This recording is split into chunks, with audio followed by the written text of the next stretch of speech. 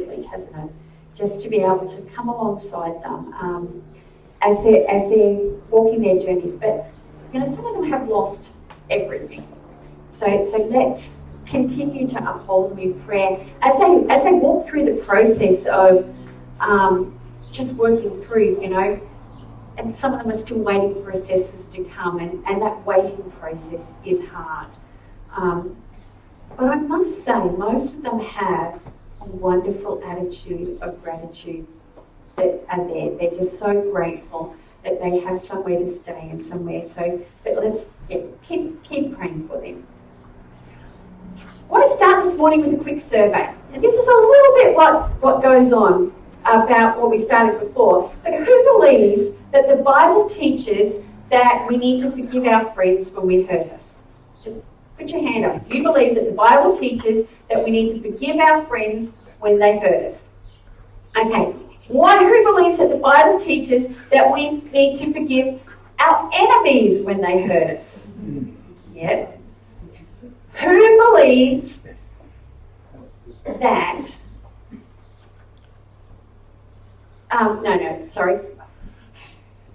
Who has ever struggled to forgive somebody? Oh, at least you're all truthful. I have to say, I am right there with you. And even this week, I had something happen back in Australia, and I was feeling angry at this person, and I was struggling to forgive. And the irony was not lost on me at all that I was preaching on forgiveness today. Wasn't lost on God either. There are really good medical reasons why we need to forgive. The Mayo Institute found out that people who struggle with unforgiveness bring anger and bitterness into every relationship that they have. So not just the one that you're struggling with, but every relationship. That we become so wrapped up in the wrong that has been done to us that we fail to be able to enjoy our present life. That it's a leading cause of anxiety and depression. That you feel that your life lacks meaning and purpose, or that you're at odds with your spiritual beliefs, and that it loses valuable and enriching connectedness with others. And that's a medical institute. That's what they're not Christians. They're not, they're just going, this is what we see in the bodies. One of the statements that we found before has really resonated with me this week. As long as you don't forgive, who and whatever it is will occupy rent-free space in your mind. And everybody's nodding. We've been there, we need it. So medically it makes good sense to forgive. And there is a definite mandate in the Bible that we need to forgive. Ephesians 4 verse 32 says, be kind and compassionate to one another, forgiving each other just as in Christ forgave you. Colossians 3:13 says, bear with each other and forgive one another. And if any of you have a grievance against someone, forgive as the Lord forgave you. Then we have the Lord's Prayer. Matthew 6, verse 12, just verse 12. I'm going to read at the moment. It says, forgive us our sins as we have forgiven those who sin against us. We know that we are supposed to forgive. And it doesn't matter whether we are young or old, everybody has to do this at some stage in their life. Constantly. So, while it's easy to go, yep, we have to forgive. Yes, we know that God, asks us to forgive as He's forgiven us and God's forgiven us everything. I want to talk to you today about some really practical things about what forgiveness. I want to do this one is what forgiveness is and what forgiveness is not. Because even as we were all up here before with our little bits of paper, there is some things that it's not black and white sometimes about what forgiveness is and what forgiveness is not. And I have to confess that these are not my original ideas. I read a book in the last couple of weeks called Total Forgiveness. It's an old book, but it's a really good book, just talking about what forgiveness is and how we forgive. So I'm going to start with what forgiveness is not, because I think we need an understanding of what forgiveness is not before we go, okay, we are to forgive. We all agree that we're supposed to forgive, but let's go through what forgiveness is not. And because these are some things that I hear people say sometimes, I can't forgive them because if I forgive them, that means I'm approving of what they did. So that's the first one. Forgiveness is not approval. It is not saying that what they did was right. Okay? It is totally different. And I'm not going to go into what forgiveness is at the moment. I'm just going to go what it is not. Forgiveness is not saying that what they have done is right. Me forgiving you for something does not mean that I think that you were right in what you did. Years ago, there was a pastor in Australia who had a little boy. He was 2.5, 3. And he was running, he and his mum were walking along the side of the road. And he darted out into the road for some reason. Or he just went ahead. And there was a teenage driver who was going far too fast, rounded the corner, ran over this little, I think he mounted the footpath, but killed this child. This pastor not only forgave this child, but forgave this teenager, but walked with him through his entire journey in jail. Not only just him, but also his family. He didn't approve of what this guy had done. And it cost this pastor and his family hugely. Forgiveness is not approval, but it is valuable. It's not excusing what they did either. And I want you to think about Moses. Moses in Numbers 14, verses 19 says, "In according to your great love, forgive the sin of these people, just as you pardoned them from the time they left Egypt now." If you remember, Moses is going through, they're coming out of the promised land. The people are being idiots. And you know, God's gone, I've done this for them and I've done this for them. And Moses has to go and go, God, please forgive them. And he doesn't go, well, hang on, there's all these excuses of why they've done what they've done. He just goes, will you just forgive them? Forgiveness is not justifying. So it's not going, well, I asked a silly question and he wouldn't have hit me if I hadn't asked a silly question. So therefore it's my fault. We're not justifying. Forgiveness is not saying that they need a reason for doing what they have done. Because sometimes there is no reason. Or even if there is a reason, it's not a good enough reason. But forgiveness is not demanding that reason. It's not pardoning everything that they say they have done. Now, I want you to hear me on this one, because we go forgiveness, well, hang on, how can we forgive and not pardon? Pardoning is going, there are going to be no consequences to your actions.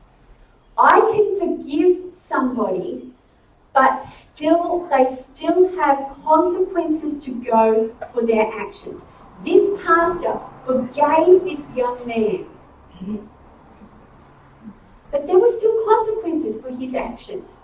He still went to jail for a considerable amount of time. Forgiving them is not saying, well, I'm going to drop the case and, there are no consequences to actions. I can forgive a person, but still say they have to have their consequences. And I've had people say to me, well, I'm going to drop the police matter, or I'm going to do whatever because I'm a Christian and I have to forgive them. Now maybe that's mercy. That's not necessarily forgiveness. You can forgive and still allow that process to go through. What about this one? Forgiveness is not reconciliation. We all like it to be. We'd all like it to be, I forgive you, and we all go back to our happy life together. But sometimes that does not happen. But that does not mean that you cannot forgive. So let me give you some examples. What if the person that I decide I need to forgive is dead? Does that mean that I cannot forgive them? I cannot be reconciled with them, but can I still forgive them? And the answer is yes. I can still forgive them even though I cannot reconcile with them. Or what if one person refuses to be reconciled? And I hear this all the time too. Somebody has had an argument, and one person's willing to go and offer the palm branches and go, you know, will you forgive me? The other person goes, no, don't want anything to do with you. Or you go, I'm going to forgive you. And the person goes, no, I don't want anything to do with you. And they're going to hold on to that grudge and hold on to that grudge and hold on to that grudge. Is forgiveness still possible in that? Yes. Yes, it is. That is not forgiveness. It's sad. It's difficult. But that's not forgiveness. What about this? And I've heard this sometimes, particularly when it's related to domestic violence and stuff.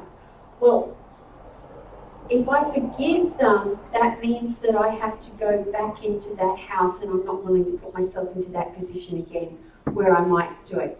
That's actually not forgiveness either. I can actually forgive that person without putting myself, having to say, I'm still not going to go back home. They are the consequences of actions and things. So, but we can still choose to forgive. It's not blindness for what they did. So in other words, I love my grandmother. I loved my grandmother. She's dead now. No, I still love her. She was one of the most wonderful women in the world. And one of the things that I really loved her about her was that she was totally blind in some ways. Anybody that she loved, she just did not see the bad things in them. She saw them in everybody else, but she did not see them in those that she loved. It was great as a grandchild. But forgiveness is not just being blind to what they've done wrong. That's not forgiveness. Forgiveness is not just forgetting. Wouldn't it be wonderful if somebody wrongs us, and as we say, I forgive you, that thing just zips out of your brain, never to be thought about again? I would love that, because I hate those things living in my head and coming over and over again. But it doesn't happen that way. And sometimes it may be impossible to totally forget. But we can choose not to dwell on it. We can choose every time it comes up in our brain not to dwell on it. Hebrews 8 verse 12 says, I will forgive their wickedness and remember their sins no more.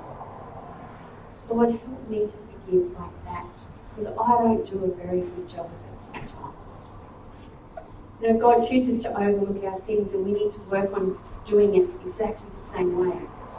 Forgiveness is not pretending that we're not hurt. Now, this is different to blindness. Blindness is actually not seeing what they've done to hurt us. Forgiveness, pretending that we're not hurt, is actually going, well, that didn't really hurt me at all. And you'll have conversations like, it's fine, I'm fine. It didn't worry me when you said that. No, that didn't offend me at all, even though it really did inside. That is not forgiveness. That's just pretending. So, that's all the things that forgiveness is not. What is forgiveness? Forgiveness is being really aware of what someone has done and being prepared to forgive them anyway. Forgiveness is painful. When I am aware of what you have done and how that affects me, it hurts. And this is where I argue with God sometimes. And I've had arguments with God where I've gone, God, I don't want to forgive them. I'm hurt. I'm angry. I don't know if any of you are ever like that. Or, I forgave them last time. Why do I always have to be the one to forgive? Forgiveness is being aware of what someone has done and choosing to forgive them anyway, regardless of how painful it is. We had one of the statements up here before that was talking about whether it's easy to forgive or hard, easier to forgive or easier to hang on to the grudge. Short term, it's probably easier to hang on to the grudge sometimes. Makes me feel good. I feel justified. I feel righteous. But that's not. Long term, we have all that bitterness and revenge growing inside our hearts. Forgiveness is a choice. It is a choice. It is not a feeling. Some people go, I have forgiven them, but I still feel angry, I still feel upset, I still feel... Have you forgiven them? You can forgive them and still be angry and upset.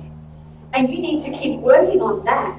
But it is a choice. It is an act of will. I am going to forgive that person. 1 Corinthians 13, verse 5, talks about the fact that God keeps no records of wrongs. Forgiveness is a choice that we are not going to keep records of wrongs.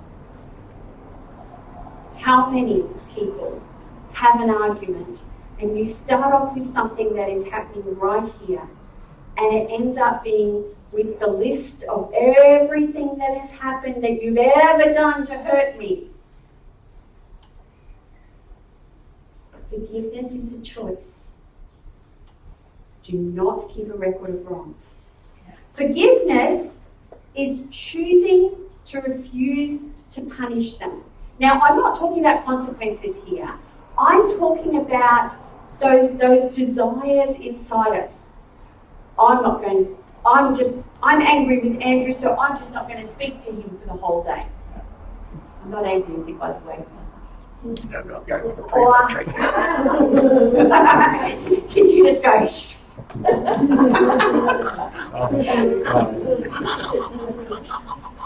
Forgiveness is refusing to go, you have done something to me, and so until that happens, I'm not going to do that. That is not forgiveness.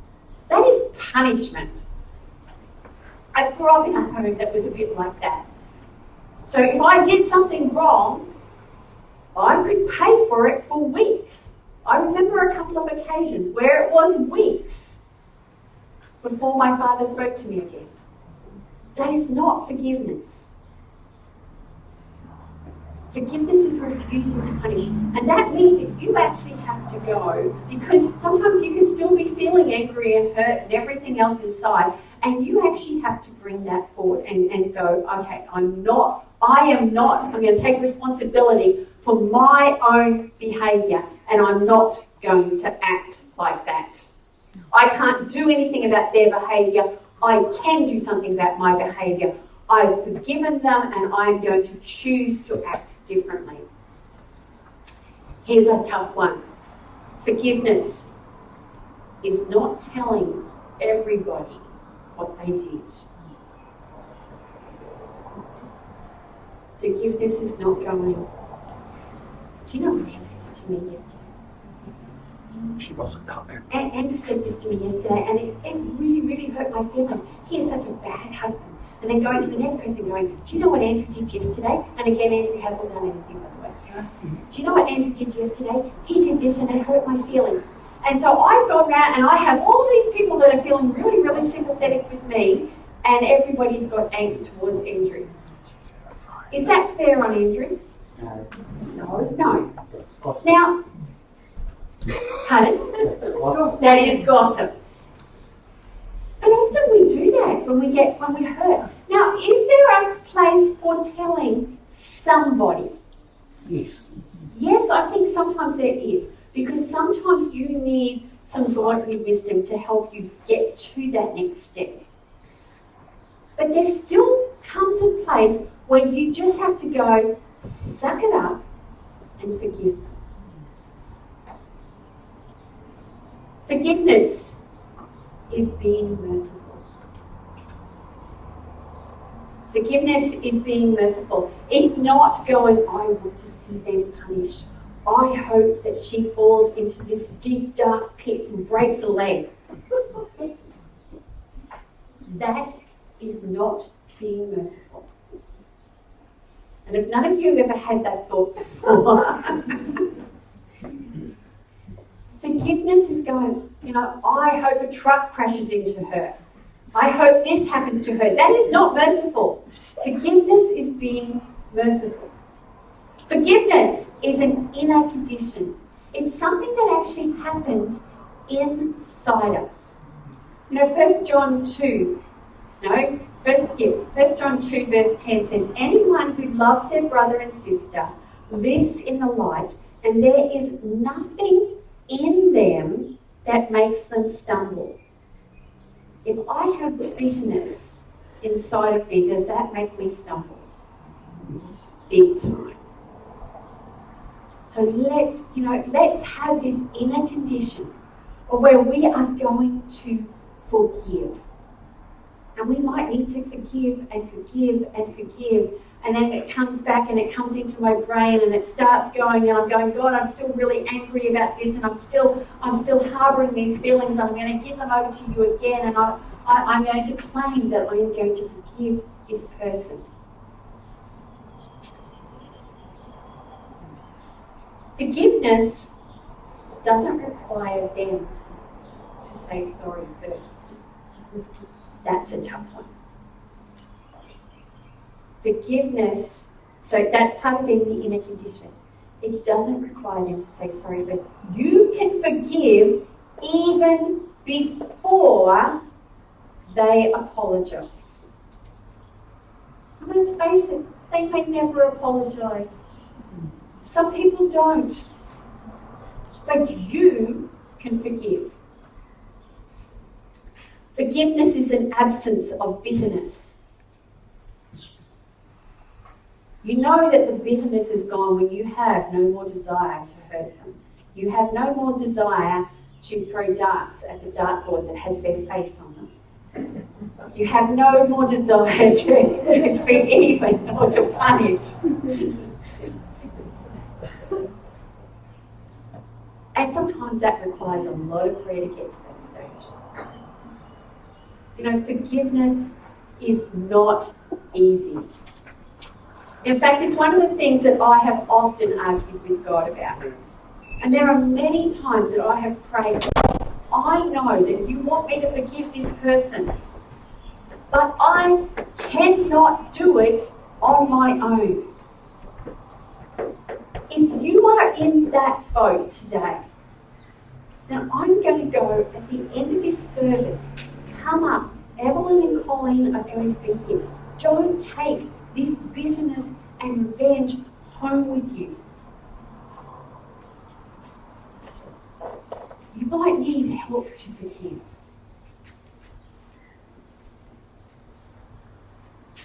One of the things that I've learned is that one of the things of forgiveness is actually praying for the other person. Not praying that a truck is going to crash into them or something bad is going to happen to them, but praying blessings into their life. Because what I found is, as I was praying blessings into their life, and sometimes it was praying through gritted teeth, God, this is hard and I don't want to do this, but please bless them. The more I did that, God actually gave me that forgiveness and that peace in my life. And it wasn't something that I did. But we come to communion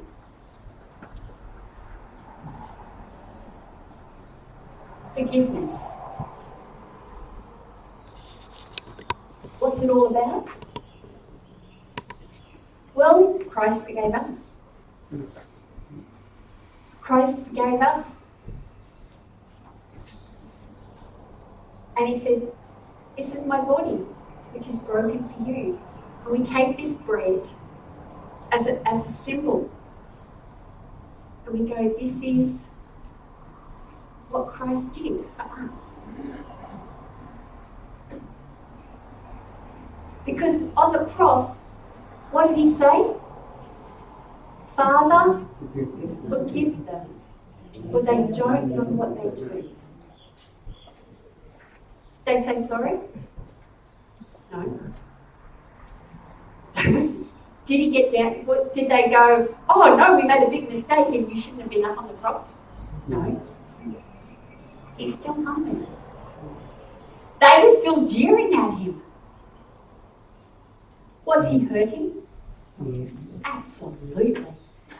This was his family that he had loved. These were his children that he had come for.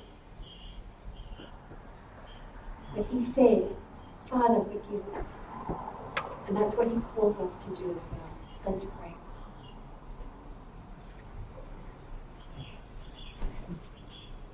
Father, forgiveness is really tough sometimes. And there are, each of us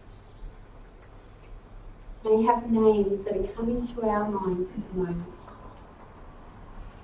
of people that we need to forgive. People that have wronged us in some way. Lord, I just pray that you will help us to forgive them as we take this communion, Lord. And we thank you for the forgiveness that you have given to us. Help us to forgive others as well. Amen.